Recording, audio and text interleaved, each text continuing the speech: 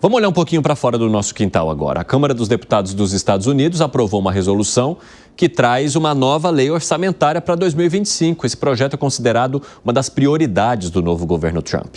Vamos conversar com o Luca Bassani, porque, Luca, o corte previsto nesse projeto, que ficou bem dividido ali na votação, é gigantesco, né? Conta aí.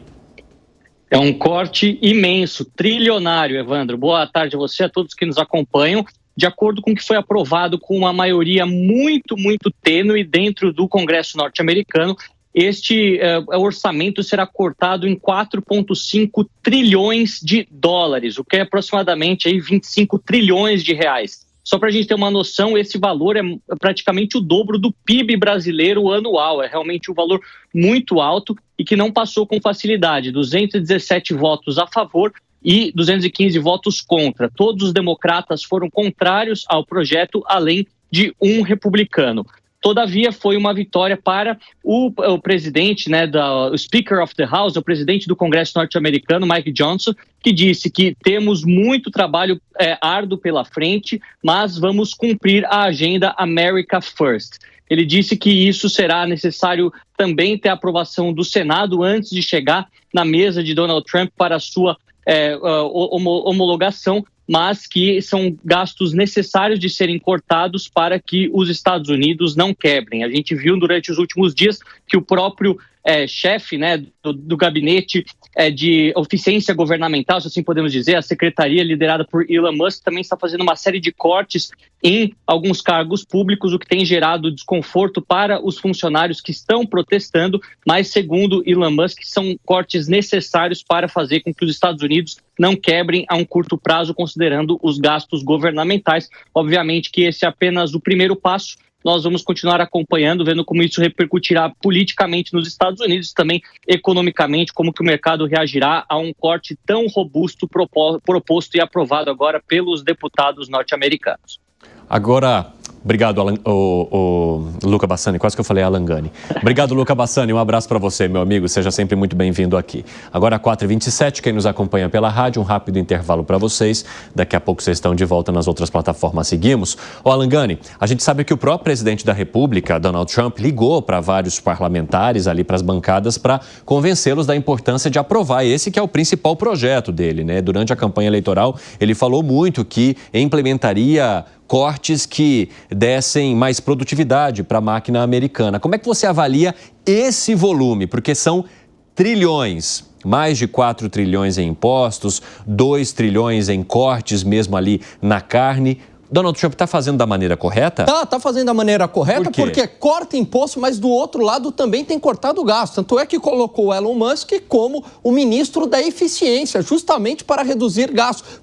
Acabou com os gastos da USAID, né, o USAID, né, em português, né? E não só essas agências, mas várias agências governamentais ele tem triturado, né, cortado na carne e reduzindo imposto. Essa é a forma. E a atuação dessas agências não era importante para que elas sofram esse tamanho de corte, hein, Alangani? Não, mas essas agências, elas tinham um propósito desvirtuado, Evandro. Muitas vezes o dinheiro era utilizado para patrocinar a tal da Revolução Colorida em outros países, para patrocinar grupos insurgentes, para patrocinar censura, para patrocinar projetos ideológicos claramente de uma agenda progressista, woke. Então, o que o Trump fez? Vamos acabar de desperdício com o dinheiro do contribuinte. Olha, o Piperno, enquanto você falava sobre a atuação das agências, estava até fechando o olho, assim, ó, fazendo assim. É tudo fato.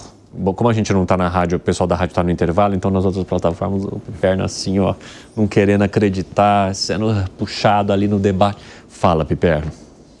Bom, primeiro que há muito mito, né, na questão da atuação dessas agências que, por sinal, em outros tempos ajudaram até mesmo a patrocinar golpes de estados aqui pela América do Sul. Eu até falei das revoluções. Essas revoluções coloridas são alguns golpes, né, patrocinados. Muitos golpes, aliás, aqui... narrativas vendidas. Inclusive agências que atravessaram todo o primeiro governo Trump, né? São agências tradicionais lá nos Estados Unidos. Então, agora, elas recebem esse tiroteio todo. Mas vamos lá, as agências têm só a parte mais importante nisso. Em relação aos cortes, esses cortes são para um período de 10 anos. Né? Então, esses 10 anos são previstos aí esses 4 trilhões e meio de dólares, por exemplo, em cortes tributários. É aí que está uma outra diferença em relação à visão de mundo que esquerda e direita têm hoje, né? No que diz respeito ao tamanho do Estado.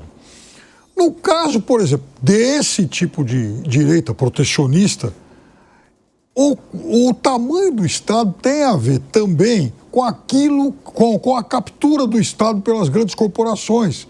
Quem é que vai se beneficiar desses cortes? Para quem serão esses cortes? São cortes para grandes empresas. Não é o corte, por exemplo, no imposto de renda do cidadão comum. É uma outra forma de se encarar isso. Então ele não está chegando a falar, a exemplo do que propõe o governo brasileiro, olha, eu vou dar aqui agora, vamos isentar de imposto de renda quem recebe, sei lá, até 100 mil dólares por ano. Não, não é isso. O que está sendo aprovado é um corte imenso nos tributos pagos por grandes corporações. Imagina se as big techs não vão se beneficiar disso. O que foi, Segre? Não acho que sejam para grandes corporações, não determina, até por uma isonomia tributária, você não pode dizer, vou perdoar tributos daqueles que são enormes. Aqui mesmo, hoje, temos subsídios para um monte de empresas do setor automotriz, por exemplo. Então, você não pode colocar um benefício para um segmento e dentro desse segmento somente para uma empresa. Isso fere a isonomia tributária. Claro que não. Então, está diminuindo impostos, tributos da produção. O que ele imagina, e eu concordo com isso, se você diminui o valor do imposto da produção, a carga tributária, aumenta a produtividade, a empresa vai produzir mais, vai vender mais, vai contratar mais e você está evitando outra forma. Aqui é populismo, aqui é não, ninguém paga imposto de renda e vamos colocar... Eu te por quê? Tá bom.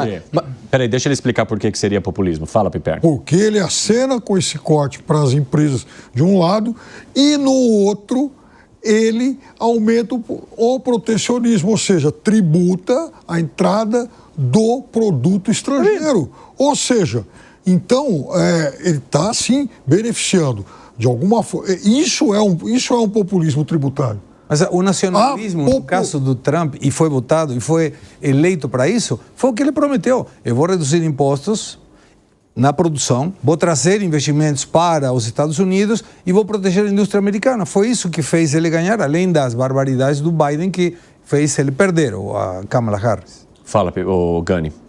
Não, ele não é só um populismo tributário, porque ele também está cortando gastos, né? Então ele corta impostos de uma maneira generalizada e também corta gastos, né? Ele não está escolhendo ali determinados setores privilegiados, é um corte mais geral. E também corta gastos da máquina pública, que é a fórmula aqui que eu e o Segre, a gente defende tanto. Você reduz imposto e você tem a contrapartida da redução do gasto. Isso traz geração de emprego, isso traz geração de renda para a sociedade. Essa é a fórmula da prosperidade, Fábio Piperno. Não. Piperno, peraí, deixa eu ouvir o Zé primeiro e depois a gente passa para você novamente. Fala, Zé, como é que você avalia?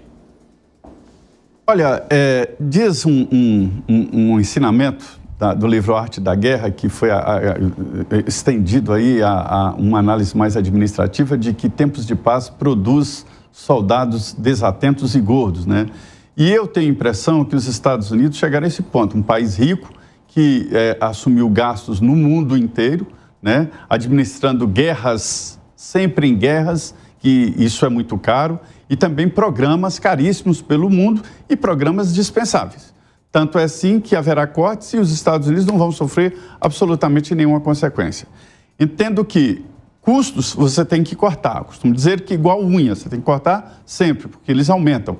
E digo que Donald Trump será um presidente a ser lembrado pela história dos Estados Unidos, porque no momento exato ele chegou e mudou o curso da história, tanto com relação à China, com relação aos outros países. Ele deu o que é chamado aqui de freio de arrumação. É uma freada, vai lá na frente e tal, se arruma aí, dá a impressão de que está mais vazio. Depois desses cortes, do Elon mão de tesoura, como eu chamo, né? Os Estados Unidos vai ver o que realmente vai fazer falta ou não e o que deve acontecer com o dinheiro público dos Estados Unidos. Então, Então, assim, para o resto do mundo é uma inquietação e é uma desvantagem, e Donald Trump não é um bom presidente. Mas para os americanos e para o momento histórico da América, pode sim se transformar num grande americano. Eu tenho ouvido aqui de deputados até liberais, estão criticando, deputados liberais dizendo, olha, isso não é uma economia liberal, mas na verdade é uma economia liberal para os americanos, não para o resto do mundo. Fala, Piperno, o que foi?